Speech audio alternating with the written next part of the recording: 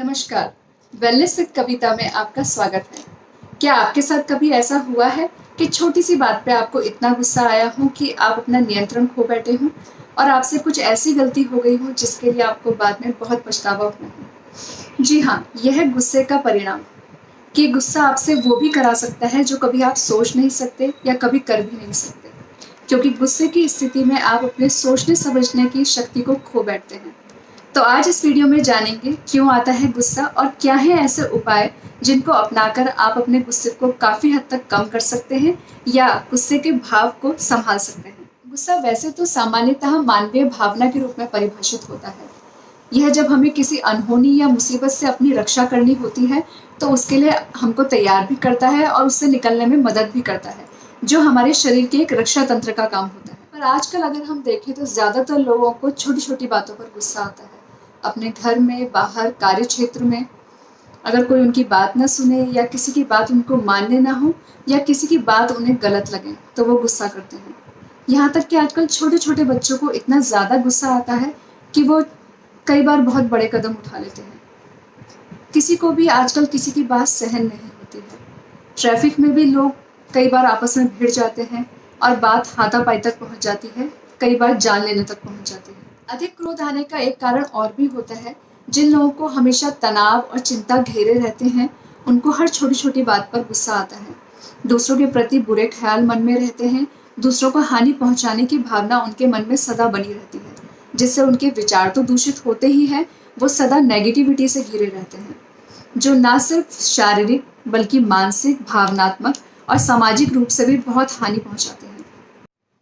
कई बार अपने प्रति अपने परिवार के सदस्यों का व्यवहार, अपने कार्य क्षेत्र में अपने सीनियर्स का व्यवहार भी मन में गुस्से को जन्म देता है और उन सदस्यों के प्रति, उन सीनियर्स के प्रति हमारे मन में सदा एक गुस्सा बना रहता है, जो कई बार बड़े परिणामों के रूप में सामने आता है। कई बार किसी जगह का गुस्सा कहीं और निकलता है, क्योंकि गुस्सा हम ज़्यादातर उन्हीं पर करते हैं जो हमसे दबते हैं या हमसे कमज़ोर होते हैं। तो ऐसे कई सारे कारण हो सकते हैं जिनसे अधिक क्रोध आता है या गुस्सा आता है।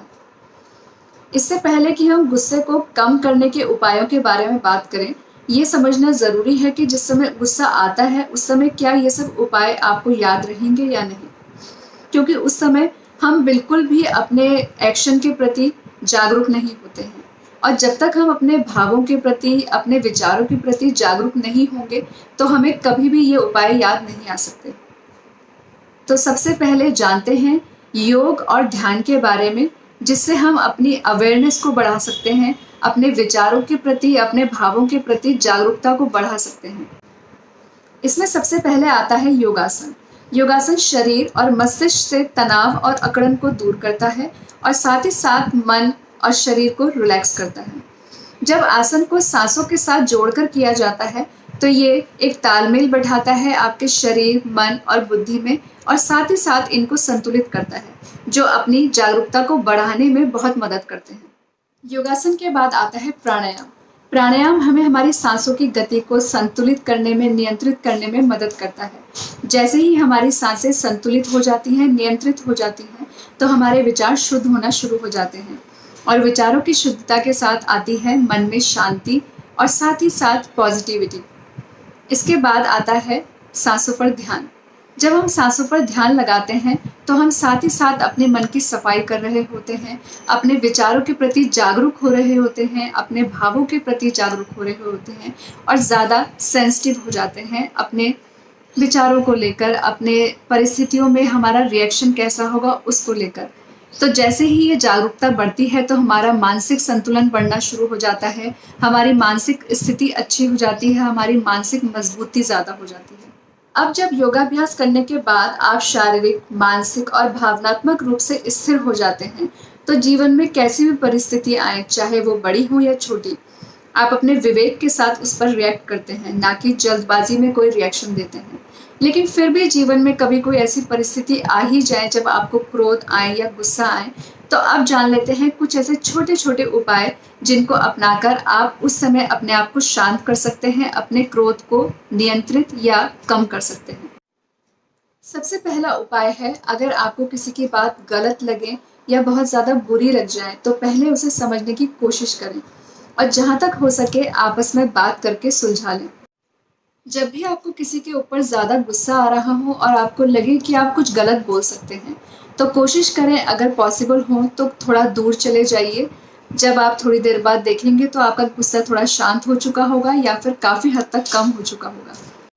जब आपको लगे कि आपके साथ वाले को बहुत ज़्यादा गुस्सा आया हुआ है और वो बहुत ज़्यादा गुस्से में है, तो उस समय चुप रहना ही ठीक होगा।